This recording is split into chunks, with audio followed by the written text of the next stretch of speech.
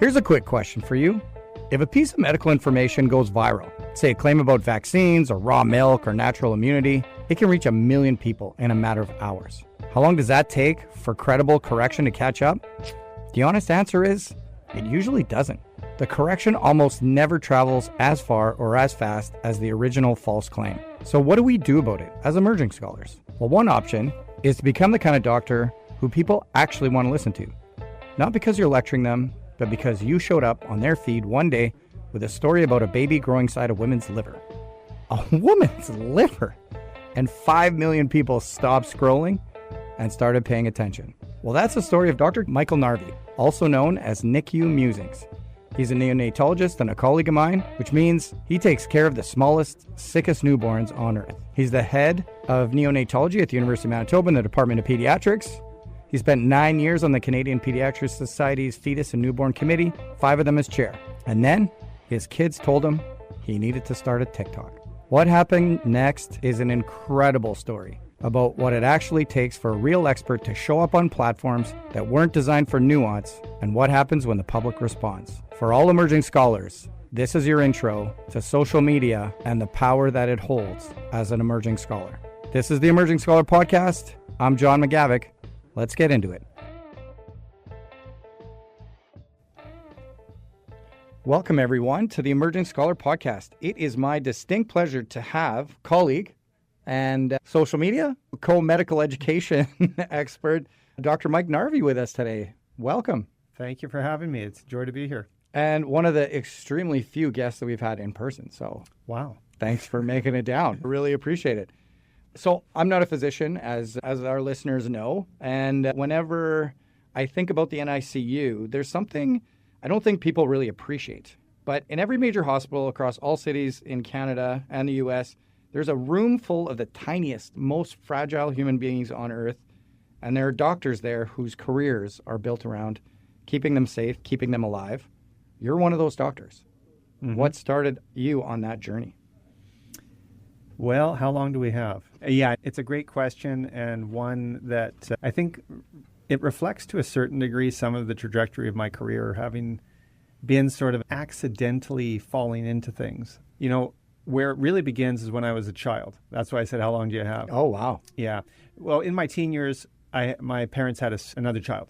And so I found myself at the age of 13 and 2 parents working who got home late, kind of raising, to a certain degree, a young sister. Oh, wow. And so, you know, I kind of got the pediatrics bug from caring for my sister and helping raise her and that sort of thing. And then that sort of subsided. Like, I got into medical school. I knew I wanted to be a doctor, got into medical school, and I wanted nothing other than to deliver babies. That is what I wanted to do. Wow. Yeah. And so I geared myself entirely towards obstetrics and gynecology. Yeah. And then I went off to Toronto in 97. And I remember, like yesterday, being at a delivery, and I asked if the surgeon, could I scrub out? Because I wanted to go see what happened to the baby. Oh. And so I followed the baby in the other room, and then I found myself following the baby through their neonatal course. And this light bulb went off where I went, oh, I think I might like the baby rather than the mother who's carrying the baby. So that sort of sparked it. Was this like the first time you were in that situation as a student? Yeah. So at first contact, you're like, wait a second, I had the wrong dream. Yeah, and I thought that it was really fascinating. I had done obstetrics before, just to correct myself. I'd done it before, so I'd certainly seen other babies. Right. But there was something about that baby, and they turned out to have a heart defect and other anomalies and so forth, and that really got my mind sort of buzzing, like there's something more here. And so then I pivoted. I actually did pediatrics right after I got back from Toronto. And then I actually applied to 10 obstetric spots. I applied to 1 pediatric spot because I kept on telling myself, it's a whim, it'll pass. You want to be a baby doctor, like an obstetrician. And at the end of the day, as I went around my journey across Canada interviewing, I thought, oh my God, I want to be a pediatrician. And then I want to take care of babies. And that's sort of how the journey happened. What was it about that case, do you remember, that made you so curious? Or it must have fired up that instinct in you to care for something that's smaller or someone that's little? So this was actually a term baby, believe it or not. So this wasn't one of our little tiny ones. But this was a baby that was struggling right from the get-go, was blue, wasn't becoming pink. And I could hear all this commotion off to my right as the neonatal resuscitation team was doing their thing. And I'm hearing not getting better, we need more oxygen, we need maybe to intubate. And I'm thinking, I need to see what's going on. This is unusual, right? So followed them over, and like I said, I was just in awe. And I thought, oh, this is really cool. And I felt bad for the baby, of course, but the medicine, I thought, this is really interesting how they're working systematically through the problem, trying to turn things around. And so for that reason, it really sparked my interest. I think there are only a few areas in medicine where you have that opportunity to do a lot of really good things in a short period of time and then see the benefits of it.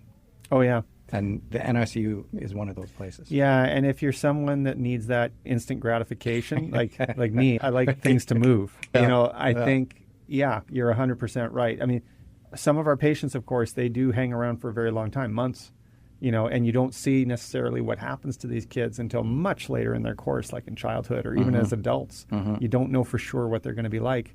But a lot of the excitement, if you will, does happen in those first 3 days.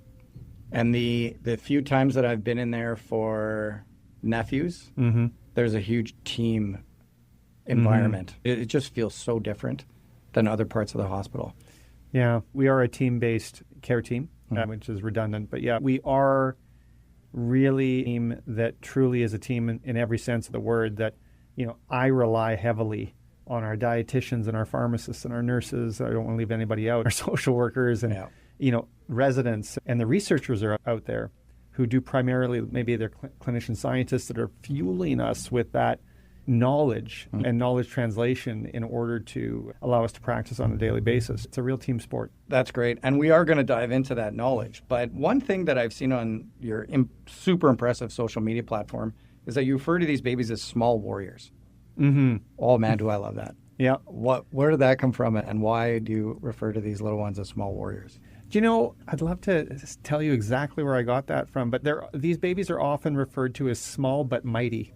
Okay. And I think that one of the things that I often will teach the medical students or residents, and even parents, I'll tell them is, babies, number one, they're not as fragile as you think. They're pretty tough. Yeah. And secondly, the amount of stuff that you can throw at them or life can throw at them, the challenges, an adult would never make it through. No.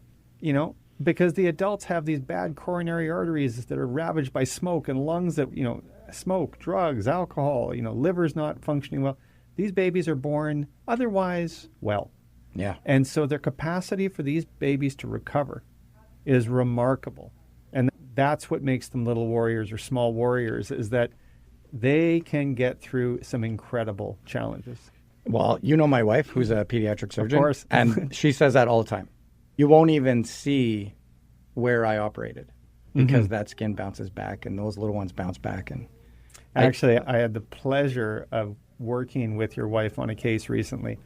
And I actually went to the operating room and I watched her operate for about 15 minutes. Okay. Because I was very concerned about this particular baby. Yeah. And the thing that I want to tell the audience is, and I'm not saying this because this is your wife, but the hole through which she was working to see into that abdomen. Oh, I can't imagine. It was so small. She had her hands working within this little space. And I thought to myself, how on earth can people do that? But the reason why they barely have a scar is because the amount of opening that she's doing is so small that it's amazing. It's incredible. Yeah. It is fascinating.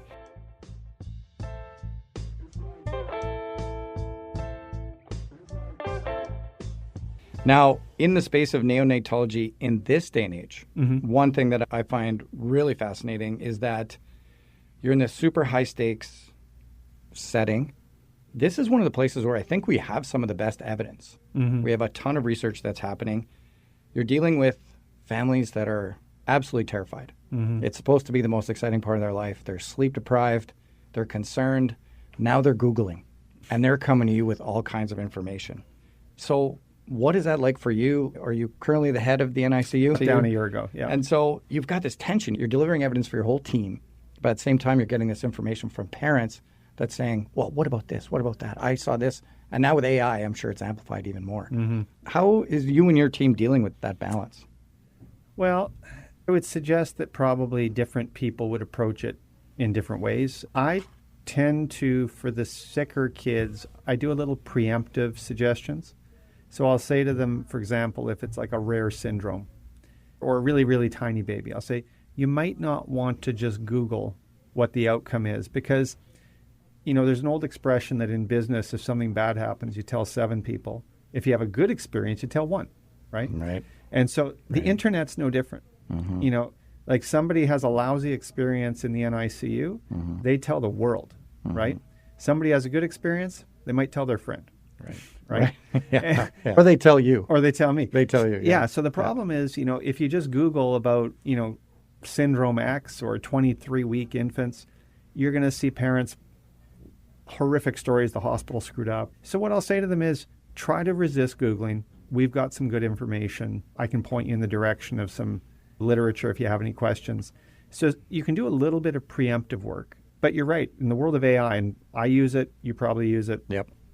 But we always have to remember that a little knowledge is a dangerous thing. And in the world of AI, interestingly, I was just listening to a podcast on the way here about a neonatologist who's a specialist in AI application in neonatology. Oh, yeah. And that's what he was talking about. And, you know, one of the things that we have to be very careful about is we have to understand, and this is important for your listeners to hear, and actually they're probably more educated than I am, but you often hear people say when they punch something into the AI platform, Claude or ChatGPT, whatever one you want to use, they'll say, oh, it's thinking.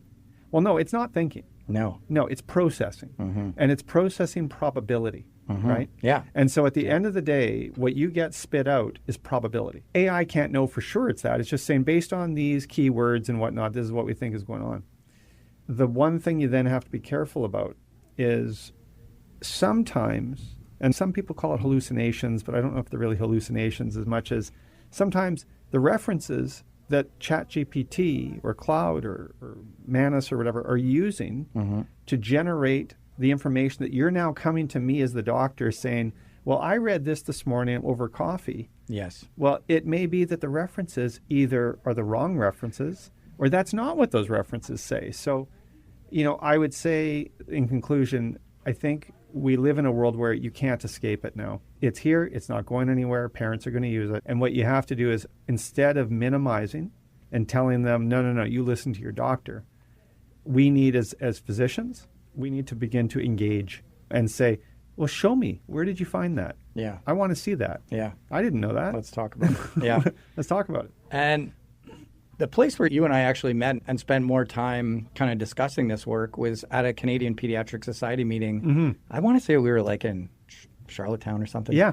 And I didn't realize, but you were helping develop guidelines from the CPS. So you've been in that position where you are vetting the best evidence so that you and your team can make the best decisions for the little ones, these small warriors in front of you. Mm-hmm. The parents are getting open access information. Some Mm-hmm. of it may be grounded in the guidelines. Mm-hmm. And now we have this kind of dichotomy between there's guidelines that are out there, and then we have AI that's feeding us a bunch of things. Mm-hmm. Maybe let's go back to you starting the guidelines. What drew you into the CPS and saying, I want to be part of this group that's helping with the decision-making based on the best clinical evidence? Where did that desire for information come from? Because I think that might have been part of your origin story into where you are right now. Yeah, so that's a great question. There was a neonatologist out in Edmonton who was a colleague of mine because I worked in Edmonton for 6 years. I was trained out there. His name was Thierry Lacaze. Ah, yes. Okay. And you know Thierry. I know, yes. And Thierry was chair of the Fetus and Newborn Committee at the CPS. I had moved back to Winnipeg at this point, but he called me up one day and he said, I want you to apply to be a committee member on the CPS. And he said, I think you'd be good at it. And I said, What do you think he saw in you? well, we worked together. And so he knew, I'd been a director of level 2 unit caring for mildly preterm infants, moderately sick infants, and had run another program in Edmonton. So he saw that I could be a leader of some capacity. I later discovered that I think, he was a very strategic guy and thought, one day I would replace him as chair, which is what happened. He was looking down the road. And so, the inspiration for me saying yes was I really struggled with a practice in neonatology that had been around since about 93 or something like that. And the practice was called the car seat test. You had to place preterm infants in, and you watch them for about 90 minutes in the car seat. And then if they fail it, they can't go home. If they pass it, then they can go home. They were strapped in the car seat, and the nurses would all say, shh. When you walked by, they were to be sleeping.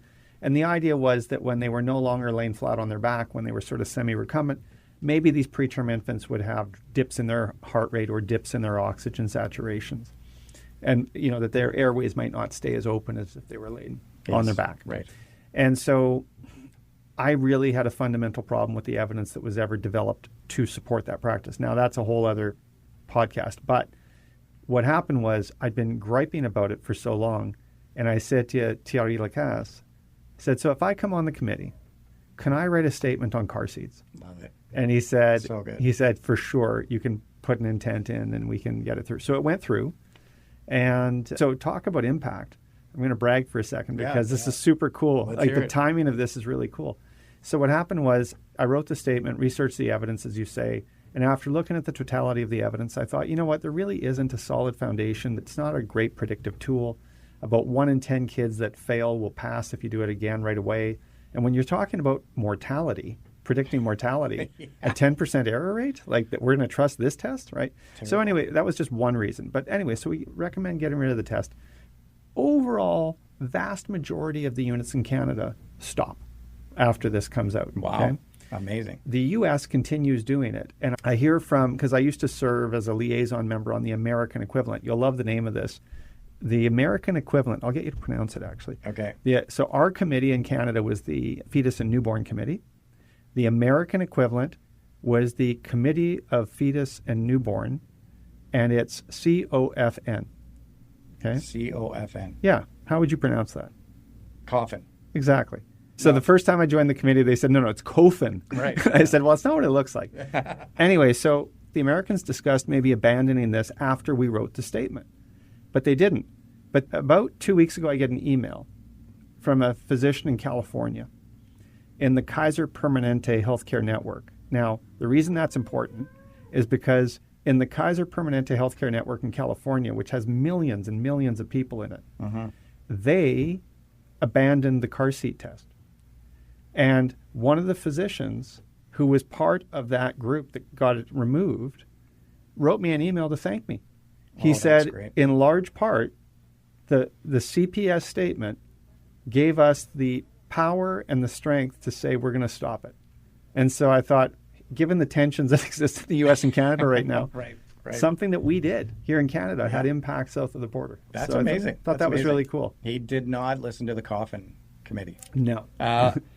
Well, and I think for our residents and for our grad students, you brought up a super important part of your training, which is to keep your eyes open and your ears open for those decisions that you make at the bedside that seem to you a little bit off, right?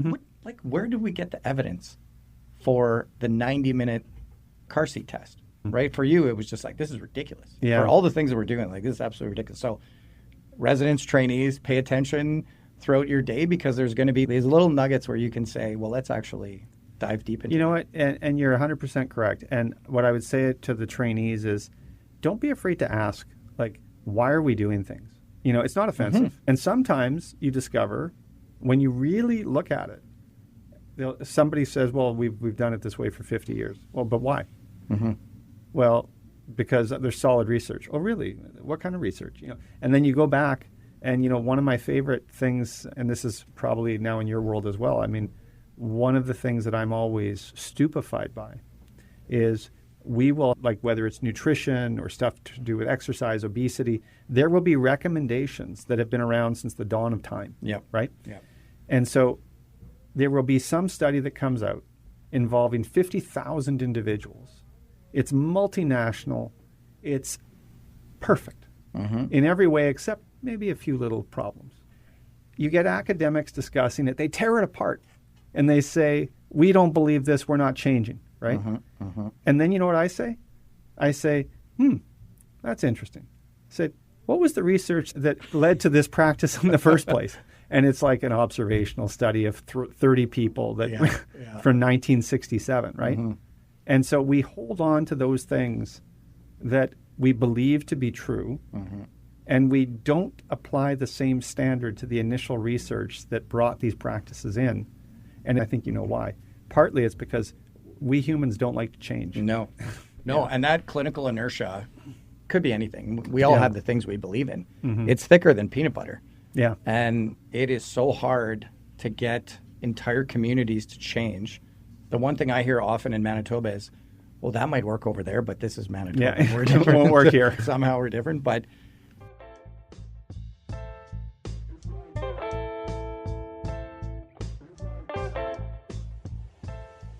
amazingly, you sat on the committee, you changed the guidelines, and almost all of your colleagues bought in right away. So I think that's impressive. And I think there's a story to go down there. However, you're leading committees, you're making impactful change, you're seeing clinical practice change. So as someone who says, I want to see the immediate impact of my work, that's got to be crazy satisfying to have your colleagues change their practice. But then at some point you decide, I'm going to start writing a blog. Yeah. And then shortly after that, your kids come to you with a crazy idea. So let's hear first about NICU Musings. Yeah, so the foray into blogging and then the rest that followed, it really came from, I would say, a sort of an aha moment where I noticed I loved teaching. You know, when I started off as a neonatologist, I was specifically hired actually to do clinical work and to teach. Literally, I was told, imagine this, and it was a while back, but it was 2004. I was specifically told, we don't want you doing research. We don't want you doing administration. We need somebody who can teach medical students, residents, trainees, fellows, nurses, and we need someone to do clinical work. That's your wheelhouse. That's what you're doing, right? And it was a different model where it was sort of a thought of like the whole group of neonatologists have a responsibility to do research, clinical, administration, education. Not everybody has to do all four. You can have groups of people that do different things. So I love that. Who made that call? His name was Johnny Venarda. All right. Way to go, Johnny. So Johnny was a mentor of mine, and we're still in touch. What did Johnny see in you as a teacher? Yeah. What else was going on there? I think probably it was just the feedback. You know, I used to get really good feedback about my teaching, and he got wind of it and said, you know, we need someone who has skills in teaching. And so that's what he saw, right? So what happens is, because you asked me how I get to the blog and then the rest. So what happened was I was doing teaching in classrooms, and you would teach 10 residents, or maybe if you were lucky, you sat in a medical school class and you taught 70 people. And, you know, I thought to myself, there's a world out there, and there's this burgeoning social media environment, and people are using it to share pictures and to share. Facebook was, you know, being used to share pictures of your trip to Mexico. I thought maybe there's a place for education. And so where it started, and I love telling this story, the blog started because of Minecraft and a puppy. All right. Okay, let's go. And the reason was that my son, who was 4 or 5 at the time, he was 5. He came home one day and he said, Dad, because he loved Minecraft. He goes, Dad, I want to write a blog on Minecraft. And I said, what? And I thought, I don't know a thing about blogging. And he said, yeah, we're going to write a blog. Like, I really think this will be fun. Like, okay. What do you want the blog about? So, you know, we have that conversation. But then I thought, you know what? This is a great opportunity for like a learning project for my son and I. I don't know how to blog. Where did he find out about blogs? The young ones, they learn fast. Yeah, they learn fast. So what happens is he and I spend some time researching platforms, and I find, of course, a free platform because I think I'm not paying for this. He's 5 years old. We'll be done in like 2 minutes. But anyway, so we write a couple Minecraft blogs. They go nowhere. So then there's a puppy. The reason the puppy comes in is because we had a puppy, Monty, who's no longer a puppy. He's still alive. Way to go. And Monty would not sleep. Like, we tried to crate train him 4 a.m. till 5 a.m. Every single morning he's barking, waking up the house. So I would just, when he starts barking, I'd get up. So morning after morning, I'm answering emails. And then one morning, I just didn't want to answer any more emails. And I thought, I'll read an article. I read an article, and I really didn't like the article. And I thought, you know what? I know how to blog. Yes. And I thought, I'm going to write an article on this topic. And so I did. And then from there, I realized I published it, and nobody read it. And the reason nobody read it was because I realized that there really aren't that many followers on WordPress.com. So then I thought, I need distribution. And that led me to then Twitter and Facebook. Oh, okay. And so I realized that I could use those as distribution of links to the blog. So I did that. And then along came the evolution to TikTok and Instagram. And cool. And I'm not sure, I think you might know the story because I think I've shared this at Well, Ask. I think we do need to share that story. But you've said that as a physician blogger, you need rugged individualism. Yeah. No playbook, no institutional support. Yeah. It's not going into your tenure and promotion, which some people really worry about. Yeah. What keeps you going on the rugged path? Well, so one thing that you should know is, first of all, the rugged individualism, that's not my quote, by the way. Okay. That is from a 2015 paper. And I've used the quote because I've given the presentation before about the rugged blogger or something like that. So there was a paper, it was a qualitative study, and it looked at, I think, 15 largely pediatricians who were doing blogs. Oh, okay. And wanted to know sort of what kept them in the game. Like, why are they doing this? And they saw themselves sort of as these rugged, frontier-like people at the time, that they were on the forefront. They didn't know what was going on. And so I sort of borrowed from that paper. And interestingly, about, I think it was 2018, we're supposed to get academic promotion, right? Like, we're supposed to seek academic promotion. And I was kind of dragging my heels on it, and I hadn't really gotten around to doing it. And then one day I got really pushed. Somebody said, you should think about this. So I sort of reluctantly had a meeting, and when I showed the person my CV, they said to me, you're not like a classic heavy research-based guy, but tell me more about this blog and tell me about Twitter and Facebook and your thousands of users. And I said, yeah, sure, we can talk about that. And they said, you need to write about that. So I'll tell you advice for your listeners. Yes. This stuff matters because when I wrote my binder for application to associate professor, I was advised to highlight all of this knowledge translation I was doing, which I did. And in the letter that I got after getting my promotion, which I've actually posted to Facebook at some point, the snapshot from the letter, it said, in particular, the committee was amazed or inspired by the amount of knowledge translation through a very innovative way that Dr. Narvey has done. That's awesome. And it was largely on that basis that I got promoted to associate professor. So listeners, it is important. It's legitimate. It is legitimate. I think I read somewhere that at some point you got an email from a teacher in Little Rock, Arkansas. Oh, it's amazing. Yeah. Yeah, can you tell me That's more my about favorite that? story. Thank you for bringing that up. Yeah. So that was around 2015, 2016. Because something I get asked a lot is, well, how much money do you make off this? Or, how big is your team? Like, interestingly, not infrequently, maybe a little less now, but I used to get through LinkedIn or through direct emails, I'd get talent agencies saying, we would like to find out how we can support your organization. We think that we could elevate you and monetize. And I always say, I'm an N equals 1 organization, and I earn a good wage doing what I do. I don't need to augment it with that. So, I wasn't earning a living off it. It was starting to increasingly take more time because as you amass more followers and they're all asking you questions, not questions, because I should state this not just because in case the college is listening, but you don't give out medical information. Exactly. You don't do that. But I'd get questions, about the papers. They'd say I'd post a paper on a baby with sepsis, and somebody would say, "Oh, was it the cerebral spinal fluid and the blood?" And I'm sure I can answer that. That's just factual. But as you get to the point where you're having thousands of comments, you can't keep up with it, right? No. So I sort of reached a point where I was starting to think, maybe like this has become too big. And so I thought, maybe it's time to stop. So as I'm mulling this over, I wake up one morning, 5 a.m., because of the dog. Monty.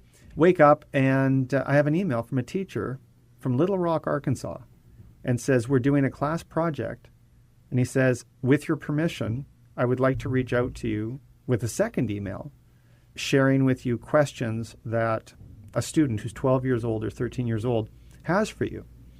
He says, we're doing careers as part of the grade 7 curriculum. Yeah. And one of the students chose neonatology. And the reason he chose neonatology was because he read your blog. And I wrote him back and I said, how did he find my blog? And he said he has multiple siblings and or cousins that were born premature, and he wanted to learn more about it, and he found your blog. Unbelievable. And so he sent me these questions about answering, much like we're doing today, like just question and answer. Yeah. And I thought, holy smokes. I thought, I'm writing something, and it's being digested by a 12-year-old child, which made me be very careful about what I'm putting out there. No, but also how good you are at doing it. Yeah. Right? Like, that's incredible. Inspiring another generation. But you're taking a scientific paper, which is challenging for most people to read, and a 12-year-old is digesting it and saying, this helps me understand my nephew, my sister. 100%. Unbelievable. And that's what you need to do. I mean, if you're in this space, and I think we'll probably get into it, but you need to recognize, like, who's your audience? And your audience may be different based on the platform you're on. Mm-hmm. Like I can tell you the audience that I have on LinkedIn are extremely professional. Yeah. And so I will aim in terms of my commentary on science it's a much higher level of commentary than it would be, let's say, on a TikTok, or an Instagram post. Totally.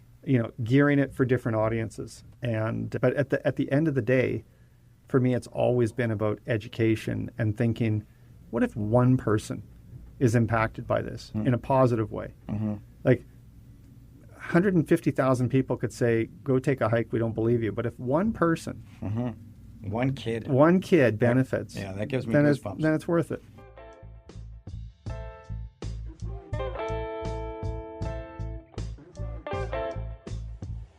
Well, let's talk about December 2021.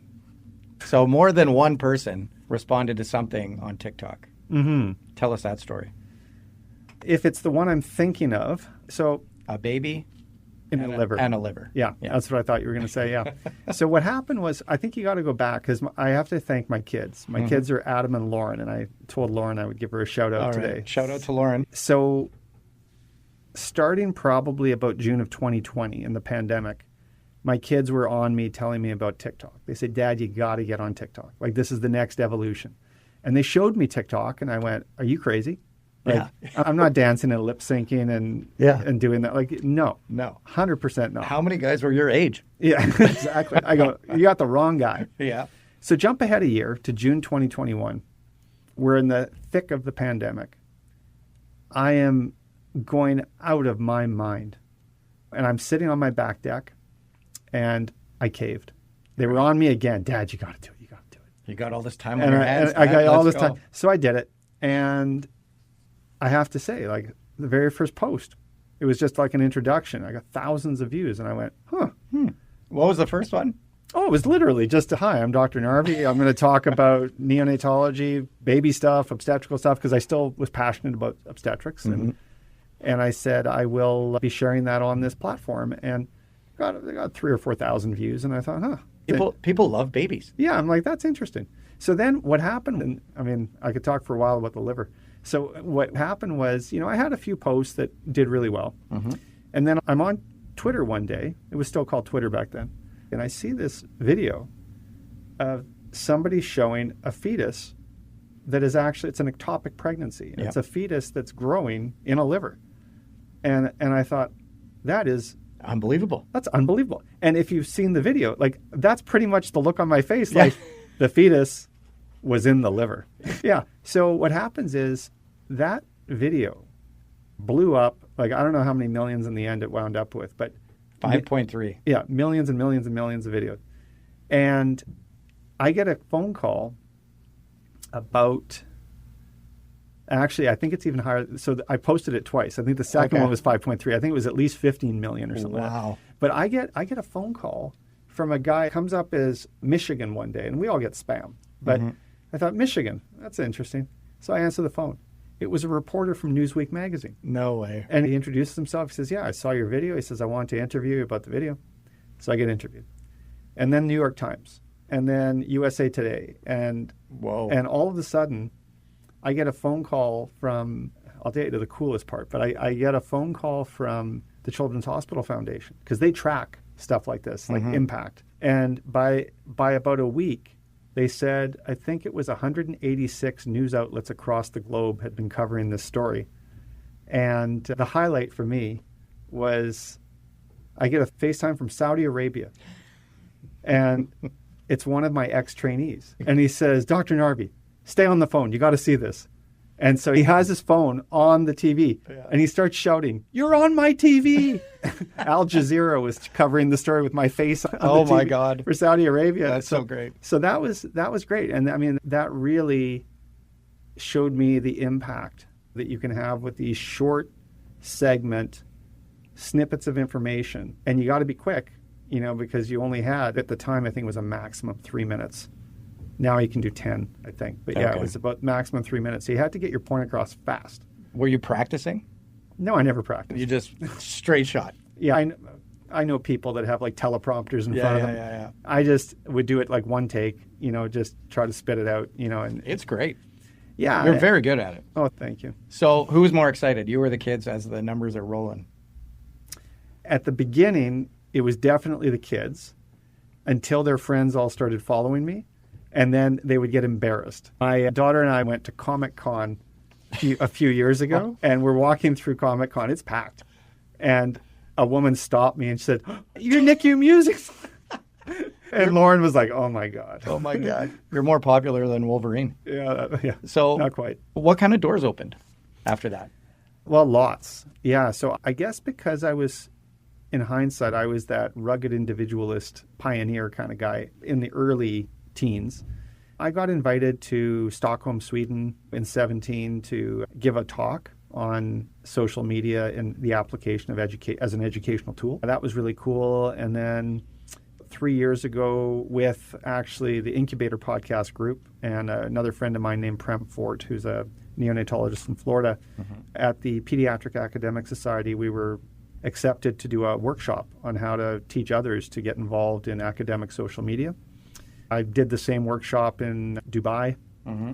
So I've traveled the globe. I've been able to go around and make a bit of a side gig, if you will, out of travel. And so that's the door that's been opened. And the other thing that's really opened, and this is the altruistic side of me, is I realized, and actually because this is really good data for you to know, one of the questions that I also started to wonder about was, what impact can this actually have on boosting the visibility of great research that Canadians are doing?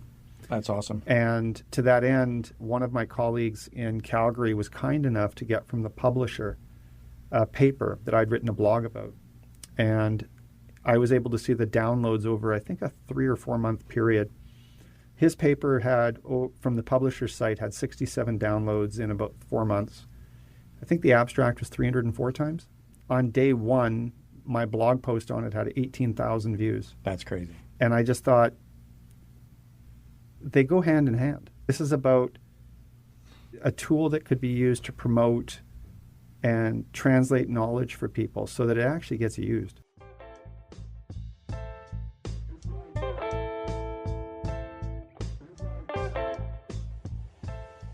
So we're going to put this in the show notes. It's at NICU_musings. That's your Twitter, Instagram, LinkedIn, blog post. Yeah. And when I've gone through it, what I see, in addition to bringing the research out to the research world, I've seen 3 different pillars out of the work that you do. You have these jaw-dropping cases that are unbelievable, that are going to capture our attention, and people want to go see it, like an ectopic pregnancy in the liver. Right. The second one is genuine medical information, where you're breaking down complex parts of what you do as a neonatologist, but also just medicine and science generally. And then third, and this is where I want to go down a path, you are starting the war on disinformation. Now, I don't know if that's strategic or not to have those 3 different approaches, but the way I look at it is it brings people in. Like the first pillar, these jaw-dropping ones, it's like, oh, I'm going to follow this guy because this is really cool. But then the next one, you're dismantling some things about you expose your baby to this and they're going to get cancer, for example. Is that a strategic move on your part? Or is that just something that has naturally emerged? It's not a straightforward answer. I would say that probably the reason that you find 3 pillars is because that's what I naturally gravitate to. I am someone that if I see something that I think is ridiculous, I want to call people out for it. Mm-hmm. You know, do you have an example, a recent example of one? I think I posted something a little while ago on vitamin K. When I hear people talk about, I only want the natural product and I don't want the artificial, and Someone withheld vitamin K. Yeah, and I think to myself, people really need to understand what's going on. I did a post a long time ago, I think, on vitamin K because there was what's his name? It's escaping me. There's a natural, or he's an osteopathic medicine person, I think out of California. Mm-hmm. And I discovered him a long time ago. And do you remember President Biden had listed like the top 10 disinformation people on the internet? And he was, I think, number 1. Wow. And he sells like vitamin supplements and all this. And his name is on the tip of my tongue. But anyway, he had been talking about how you shouldn't take vitamin K. You should only get it from his site. And when you actually dug into the literature he was sourcing or the researcher he was quoting, this guy had never done research with vitamin K. Yeah. And sort of rubbed me the wrong way. And so I thought, I've got to say something about that. So I think there's that. I will say this, I delved into the vaccine hesitant, I won't use the more common term, but the vaccine hesitant world about 10 years ago. And I like to tell people I lost 3 days of my life because there are so many big groups out there with tens of thousands of followers that are just waiting. They're trolling. They're waiting for somebody to come out and provide some evidence. And what happened was they would just bombard me with terrible research papers that were full of holes, flaws, and you can't keep up. To convince you? To convince me I'm wrong. Right. And then the thing is, because I can't keep up with that, what happens is you stop responding, and then they start saying, see, he has nothing to say. Right? And so although you entered the discussion thinking, I'm going to show you that your logic is flawed, right? Mm-hmm. You exit it feeling like, I can't keep up with this, and you just accept defeat. So it's a big world out there. It's their full-time job. It's their full-time job. Mm-hmm. And maybe a red flag to our listeners. If anyone says this podcast is sponsored by AG1, or you got to buy these vitamins only from me, then maybe turn the channel. Yeah. So can we go through a couple of these? Because I found these fascinating, and I find you do a phenomenal job. So the first one, this trick that I've seen over and over again, and RFK Jr. is pushing this all the time, and it is sticky with so many of us, is the natural immunity is better than vaccine-induced immunity. So it's this appeal to the natural fallacy. Yeah. That anything that's from nature is better than anything that's from medicine. And so that, if we're talking about the vitamin K, and there's reason, like raw milk is safer because it's more natural. Mm-hmm. All of those things. You must be coming across that a lot. Yeah, you do. And the raw milk one is a great example. I think as a society, we have really come to embrace a little bit of the natural, probably for some good reasons. I'd be lying if I said science has never led us down the wrong path. I say this with trepidation. Please, listeners, know that I support the research that went into COVID science and so forth. But if you go back to the beginning of the pandemic and you think about when the vaccines first came out, and we were being told, if you take this vaccine, you will not get COVID. You will not get COVID. You will not go to the hospital. You will not go to an ICU. Or if you do, the likelihood is extremely low, and that's why you should take the vaccine. Well, then that morphed into, okay, well, you might still get COVID, but you're not going to go to the ICU. You're not going to go into the hospital. And then that morphed to, well, you might still go, but you're not going to have as bad a course as you would have without the vaccine, right? So as I said to somebody who challenged me on this about COVID vaccination and that natural was better, what I said is, you have to understand how science works. And I say this not as a clinician scientist, but just as someone for 25, 30 years that's been watching the pendulum sometimes swing back and forth. And I would hear about Anthony Fauci, that he lied to the community, he lied to the world. I don't think he did. I think that this is a case of people reading the science at the time based on what they know and telling what they believe to be the truth. But the problem is when the story keeps changing and the advice keeps changing, there's a segment of the population that says, you know what? They don't know what they're talking about, or they're lying to us. And when the belief that there's a lie being perpetuated sneaks into the conversation, that, of course, undermines faith. And when you have these people that are using this natural fallacy, so to speak, that, no, don't listen to the doctors. See, they don't know what they're talking about. Do you see how many times they've changed their tunes? You listen to me. You get this. You'll pass on the antibodies. You have your COVID parties. Don't worry about it, right? Yes. Yeah. And then terrible. The other problem, and this is a big problem, is when nothing happens. Let's say people at a COVID party, 10 people show up. None of them have the vaccine.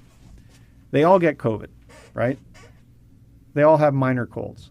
Well, what happens? They walk away from that and they say, we're right, we don't need vaccine. But when you look at it at a population level, like when your frequency of going to the ICU is 1%, right, let's say, you need a party with 100 people, not 10 people. Statistically, you might be okay. And it's the same story that I deal with vitamin K. You know, like, do all babies who don't get vitamin K get an intracranial bleed? No. You know, you hear this frequently in the population. I don't want to name them per se, but some of our southern neighbors just in southern Manitoba that are more vitamin K hesitant, they'll say, yeah, my brother didn't give his kids. My sister didn't give her kids. How many kids? Well, there's 4. Okay. And none of them got any problem? No. Well, the reason is because you need more. You need more to see it, right? And the risk benefit, too. Yeah. The risk is low. But if we take that same COVID party and say, okay, well, let's take a bunch of kindergarten kids and have a measles party. Yeah. And we're going to see some problems. Exactly. And so it's that universal application of something like nature is best, and that medicine doesn't know what it's doing. And that draws us into the next one, these false dichotomies. So I'll see on a social media post either the COVID shot or fruits and vegetables. Which one do you think your kids need? Yeah. That's a false dichotomy. Yeah, you're forcing people to choose one when they could do both. They could do both, and they're not related to one another at all. Yeah. And that, I think, RFK Jr., he leans into that so much that we need someone like you to walk us through that. And I think that's where the science communication needs to come in. And the first example, evidence comes out. It takes time for us to interpret it. I think we could do a whole podcast on how to communicate uncertainty in the right way so that people aren't losing faith in the medical community. But the medical community needs to just point also in this fallacy of these two things are not even comparable.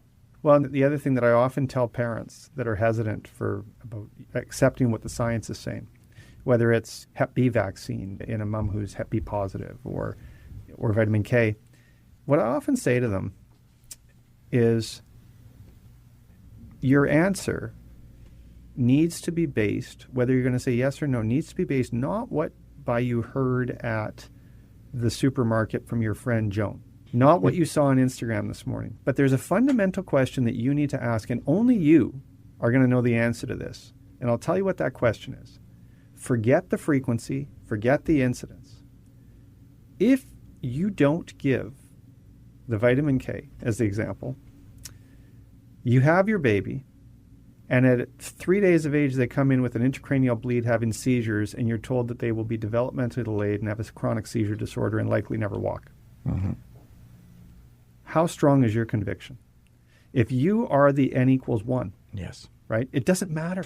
But if it happens to you, and you as the parent knew that you could have taken that vitamin K, that will tell you, your own personality will tell you what the answer is. Because I've had a great number of families, and it's not trickery, it's being honest. It's getting them to think about something that they actually haven't thought about, that they may know no one out there that's had this problem. No. But if it happens, will they be able to live with themselves for the rest of their lives? And I had recently, interestingly, it was a couple that were divided.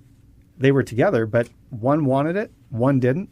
And I told them that, and I walked out of the room, And I said, I'll be back in an hour. I came back and they said, give it. Okay. Because they realized that although they knew the likelihood was low, if it happened, the one who said no said she'd never be able to live with herself. Yes. Yeah. And what's the risk? What are they saying the risk of the vitamin K is?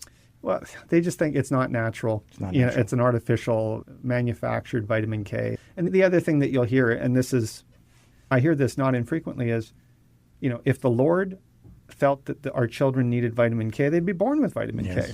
Yes. But unfortunately, if you believe in the Lord, this is one where the Lord, maybe for reasons that are beyond what we can comprehend, left the vitamin K out. And I think your approach could be grounded in science, but more importantly, it's grounded in humanity. I'm not telling you what to do because I'm the head of neonatology and I'm smarter than you and look at my white coat. You're saying, I trust you. I value you. I understand that you're getting information from everywhere. Yep. I want you to sit with these questions and then you come back and tell me what you want to do. Exactly. That is such a great approach. And that is something I want to leave our listeners with, is even though you have the education, you have the knowledge, it's how you communicate that to your patients or to the community that's going to make it have an impact. Without you being able to deliver that in the right way, it's not going to land with the people that you're hoping that it'll land with.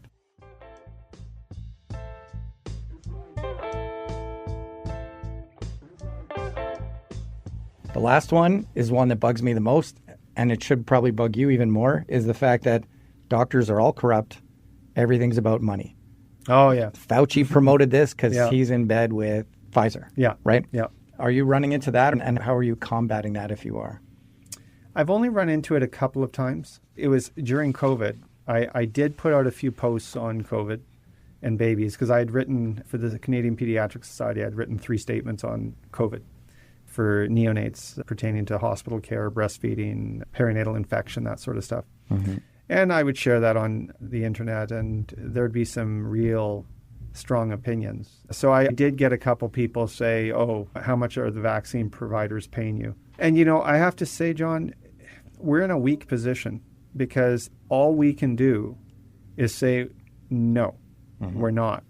But without sending somebody my username and password for my bank account, there's no way to prove it, right? Yeah. But the reality is, and I think this is probably important for your listeners to know, the relationship between industry and physicians has certainly changed over the years. And the concept of a conflict of interest in medicine has really risen to the forefront. So, going back just to show you how different it is, when I was in my second year of medicine, we had a sponsored by industry pizza night. Oh, yeah. And the point of the night was how to work with industry. It was not how to avoid conflicts. It was, what do you do if you get flown to a golf course in Arizona? And what do you do with the money? How should you disclose it? It was all about that. So that was then. Now, the industry representatives, they are very respectful of the physicians and not wanting us to be put into a conflict of interest. And the truth is that I can only speak to U of M, but I think it's pretty similar across most places. As a university employee, of which I am, I mentioned I'm an associate professor, I am obligated to disclose any financial relationships, any conflicts of interest whenever I give a presentation. Failure to do so could lead me to get in pretty hot water. And the final thing I'll say is, as a physician, I'm well aware that I have a credibility to maintain. Yes. And so if I'm trying to give you a message, let's say, about COVID, and I'm disclosing that I am a paid speaker for Pfizer or AstraZeneca or whoever it was, there are people in the audience that are going to roll their eyes. And in fact, I had that once. I did not receive funds that were used at a personal level, but I did have a relationship about 5 years ago with a company that provided dollars for supporting my research. And I subsequently went on about a year or two later to give a talk down in the States, not about that product specifically, but the talk contained information pertaining to that product. And I disclosed in the opening slide that I had that relationship. And what was interesting was the feedback, because the conference shared with me the feedback, and a great number of people said that I was clearly in the bag of that company. Wow. And what was really interesting was the company who had supported my research, they had representatives at that meeting that watched the talk. And their comment to me afterwards, not in a mean way, they said, you were a little hard on us. But that thing was because I knew that I had to disclose that. Yes. I thought, I'm going to go out of my way to be even more cautious about not promoting it. But even though I was cautious enough that the company said to me, the people in attendance, just because they knew it, they devalued what my message was. And that is unfortunate, but I think people should know that when they are listening to physicians most of the time, they are obligated, when they're giving scientific communication, to disclose any conflicts of interest that they have. And I would argue that the people who are shilling the false narratives, the misinformation, they're all sponsored by somebody. Yeah. And they're sponsored, maybe not by a drug company, but everyone has a sponsorship. And they're in there for the hits. They're in there for the money. And it's maybe important for us to tell the audience, too, you should look for that on both sides. Yeah. And don't be afraid. You know, if you're at a talk and they haven't disclosed something and they're coming across as extremely pro whatever the topic is, you know, you can ask, if they didn't disclose it, say, do you have any relationship? You know, I've been asked to be on like a speaker circuit before. Yeah. You know, paid by a company to go and give a canned talk Yes. that they have prepared, and they just want a doctor with a good reputation to go and speak the word. When you do that, and this is for your listeners to be aware of, when people are offered those, customarily it is disclosed right at the beginning that they are a paid speaker. Yeah, and it should be on everything you do. Now, as we start to get into the close here, this is something that one of my trainees asked me to ask you to think about, and I'll be direct. So you've got a huge following. You're having an impact. Mm-hmm. People are watching. But how do you know who's watching? Are you still in the echo chamber, people who believe the same thing that we do? Right. Or based on your approach, where you have the three distinct pillars, are you getting through to that, we'll call them the center-right audience, that's maybe unsure and is looking for that information? That is a fantastic question, without sounding arrogant, because you have to understand that at different levels of engagement, these platforms unlock different metrics. Okay. So I can learn more about my audience, let's say, at the 100,000 level than I could at the 500 level. Okay. What kind of things do you get from your... Like you get stuff like male, female, where they're coming from. Like I could tell you on any given day, like how many from the USA, Canada, Britain, India, Pakistan, you know, and learn where they're coming from. You don't get metrics like what their political leanings are. Like we don't get that. No. But I would say indirectly, I do get a sense of whether I'm making an impact, because once in a while I'll get a message from a viewer and they're not seeking medical advice, but they are letting me know, thanks for that video, it made a big difference. There's a series I did on gestational age. It's not advocating for anything. It's just like, here's what it is. And so many families, thousands, literally thousands, Wow. reached out and said, these videos are amazing. I have it in my calendar.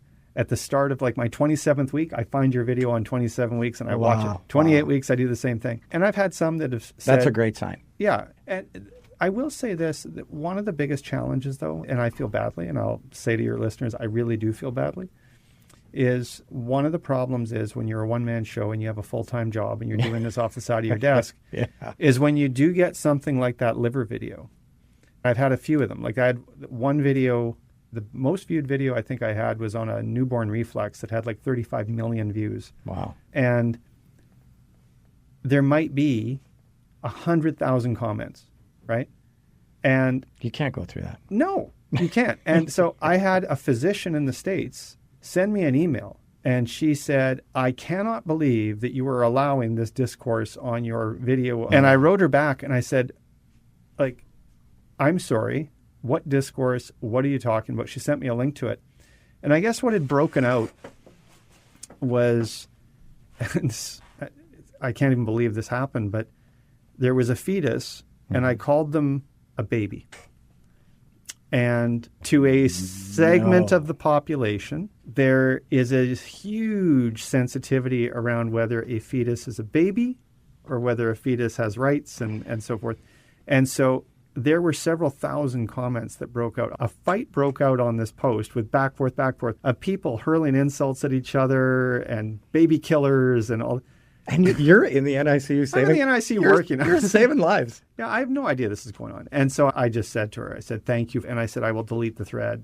I'll block those commentaries. And it took me a little while to go through. It was a lot of the same group, like these trolls, right? Mm-hmm. So that is one of the challenges, is as you get bigger, it's great that you get the popularity. It's great. I'm no different than anyone else out there. Like when I see that a video has 1 million views, I go, that's kind of cool. But at the same time, it does become unmanageable to deal with the comments if there's some rude comments out there. So, yeah, it's hard to be a rugged individual when you're when you're doing this on your own. Yeah.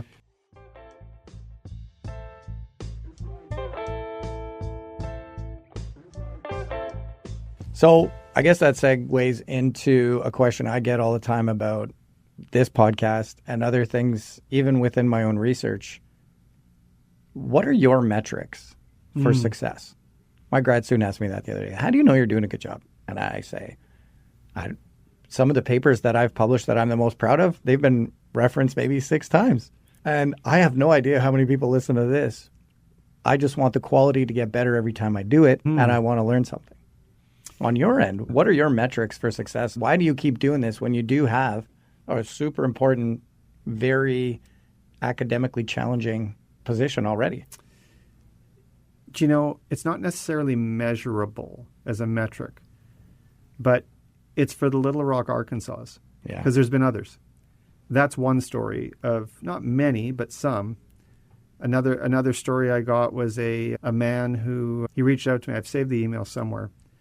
He told me I saved his marriage, and he explained what happened, that he and his wife were almost at the point of divorce after the loss of a fetus. And they lost the pregnancy, and I can't remember exactly what the condition was, but the baby actually had this certain condition, and they learned through my video that the outcome was most likely going to be deaths before too long. But the wife had been in such a state of down, couldn't function, and he was on the verge of saying, I'm done. And he showed her the video, and the two of them rallied around this video, and they stayed married, and they recovered. Wow. And to me, remember I said a while back now, I said, even if it's one, it's great to have 1 million or 2 million or 5 million views. But if I know that there's a marriage saved, there's a medical student or a resident that orders a test because they saw a 90-second or a 60-second video where I talked about a certain test that disclosed that this baby had this, and they said, aha. That's great. Or the other thing is, I once got an email, I'll just get the last story, but I once got an email from a neonatologist in Southern California, not the same guy that wrote about the car seats, but a different guy. And he said, I just wanted to thank you for the social media posts and the blog posts, because he said, I wanted you to know that we have a sister unit in the Philippines. And he said, we do journal club every month, and the Filipino neonatal group picks one of your posts, and that's what we base the education around. So great. And we want to see, do we agree with your take on it? So great. So great. And I thought, geez, like there's a journal club. And the last one I'll tell you, because it just popped in my mind. My wife, Lauren, is training to be a nurse practitioner. She'll be done in the next 6 months.